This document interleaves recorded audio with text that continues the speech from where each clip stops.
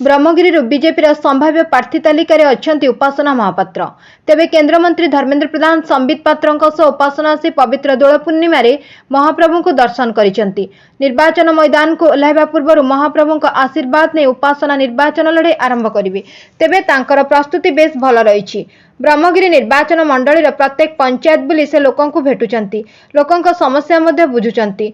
तांको बापा स्वर्गत लुलु महापात्र प्रति लोकों अजस्र भल पाइबा अछि। एणु आगामी दिन में ब्रह्मगिरीवासी तांको आशीर्वाद प्रदान करिवे बोली आशा रखिछंती बीजेपी नेत्री उपासना महापात्र।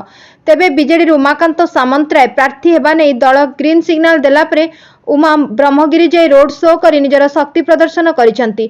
तेबे बीजेपी नेत्री उपासना कहिसेंती गणतांत्रिक राष्ट्र रे प्रत्येक प्रार्थी निजर राजनीति अनुଯାयी कार्य करिवे, सेथिरे से किछि टिप्पणी देबे नाही। तेबे से लोकंक सुख दुखरे अछंती। तांको बापा स्वर्गत लुलु पट्टनायक दृढ़ संगठन रहिछि, एणु ब्रह्मगिरी रे से निश्चित लोकंक आशीर्वाद पाइबे बोली उपासना दृढ़ोक्ति प्रकाश करिसेंती। गत 2019 निर्वाचन रे बयस होई नथिबारु से निर्वाचन लड़ी पारि नथिले, हेले चलित निर्वाचन रे से लड़िबे बोली स्पष्ट करि सारिचंती। Bureau report Ekamra news agency.